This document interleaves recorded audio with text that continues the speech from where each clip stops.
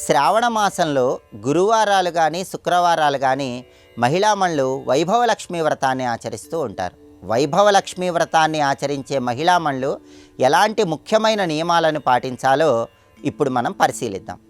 ప్రధానంగా విభవ అంటే ఐశ్వర్యం అని అర్థం. లక్ష్మీదేవి విభవ అంటే ఐశ్వర్యాన్ని అనుగ్రహిస్తుంది కాబట్టి వైభవలక్ష్మి అనే పేరు వచ్చింది. వైభవలక్ష్మి అంటే అష్టలక్ష్ముల శక్తి కలిగిన లక్ష్మీ స్వరూపము అని అర్థం. అష్టలక్ష్ములను ఏకకాలంలో పూజించిన ఫలితం రావాలంటే వైభవలక్ష్మి వ్రతాన్ని మహిళామణులు తప్పకుండా శ్రావణ మాసంలో వచ్చే గురువారాలు కానీ శుక్రవారాలు కానీ ప్రారంభించి ఆచరించాలి. అలాగే వైభవలక్ష్మి రూపంలో అమ్మవారిని పూజించే మహిళామణులందరూ కూడా ఏనుగులు తొండంతో నీళ్లు తీసుకొని 4 భుజాలు కలిగి పద్మంలో కూర్చొని ఉన్నటువంటి లక్ష్మీదేవిని పూజించుకోవచ్చు. ఈ రూపంలో లక్ష్మీదేవి ఒక చేత్తో ఎర్ర తామర పుష్పాలను ధరించి ఉంటుంది. ఈ ఎర్ర తామర పుష్పాలు ధనానికి ఐశ్వర్యానికి సంకేతం. అందుకే వైభవలక్ష్మి పూజ చేసే మహిళామణులు ఎవరైనా సరే తప్పకుండా ఎరుపు రంగు పుష్పాలతో కుంకుమ కలిపిన అక్షింతలతో వైభవలక్ష్మీదేవిని పూజించాలి. అలాగే వైభవలక్ష్మీదేవికి తీపి పదార్థాలు తప్పకుండా నైవేద్యంగా సమర్పించాలి.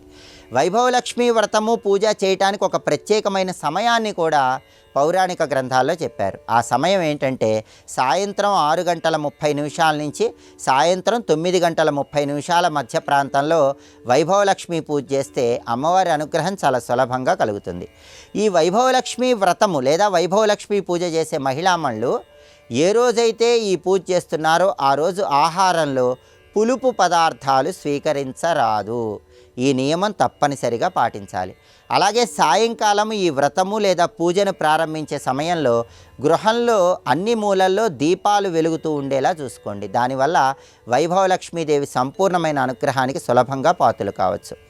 ఈ వైభవలక్ష్మి వ్రతాన్ని ఎన్ని వారాలు చేయాలని భావిస్తే అంటే 4 శుక్రవారాలు లేదా 4 గురువారాలు, 8 శుక్రవారాలు లేదా 8 గురువారాలు, శ్రావణ మాసంలో ప్రారంభించి ఎన్ని వారాలైనా చేసుకోవచ్చు. అయితే ఎన్ని వారాలైతే మీరు చేస్తారో మీరు అనుకున్న వారాలు పూర్తి కాగానే అంతమంది ముత్తైదువులను పిలిచి ఉద్యాపన చేసుకోవాలి. ఉద్యాపన సమయంలో అంతమంది ముత్తైదువులకు కూడా పసుపు, కుంకుమ, పూలు, పండ్లు, రవిక వస్త్రం ఉంచి తాంబూల వాయనం ఇవ్వాలి. వీలైతే వాళ్ళకు భోజనం పెట్టాలి. దానివల్ల వైభవలక్ష్మి సంపూర్ణమైన అనుగ్రహం కలుగుతుంది. మహిళలు వైభవలక్ష్మి వ్రతాన్ని ఆచరించి ఉద్యాపన చేసుకున్న తర్వాత వచ్చే దీపావళి అమావాస్య రోజు కూడా వైభవలక్ష్మీదేవిని పూజించాలి. ఇది చాలా ముఖ్యమైన విషయంగా ధర్మశాస్త్ర గ్రంథాల్లో చెప్పారు.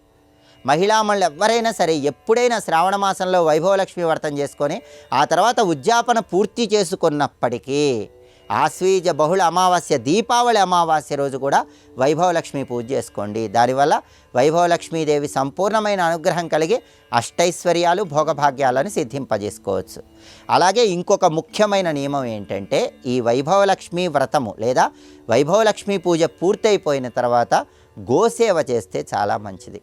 గోమాతకు తౌడు కానీ పచ్చగడ్డి కానీ ఆహారంగా తినిపించడం, గోమాతకు ప్రదక్షిణలు చేయటం, గోమాత దగ్గర అర్ఘ్యాన్ని విడిచిపెట్టడం, ఇలా గోపూజ చేయటం ద్వారా వైభవలక్ష్మీదేవి సంపూర్ణమైన అనుగ్రహానికి చాలా సులభంగా పాత్రలు కావచ్చు. సహజంగా అందరూ శ్రావణ మాసంలో వచ్చే శుక్రవారాలు వైభవలక్ష్మి వ్రతం చేసుకుంటారు. ధర్మశాస్త్ర గ్రంథాల ప్రకారం, ప్రామాణిక గ్రంథాల ప్రకారం శుక్రవారంతో పాటు గురువారాలైనా కూడా వైభవలక్ష్మి వ్రతాన్ని ఆచరించుకోవచ్చు. ఈ వ్రతం ఆచరించి వైభవలక్ష్మి పేరుతో ఉన్న అమ్మవారి సంపూర్ణమైన అనుగ్రహానికి పాత్రలు కండి. అష్టలక్ష్ముల అనుగ్రహాన్ని ఏకకాలంలో అందిపుచ్చుకోండి.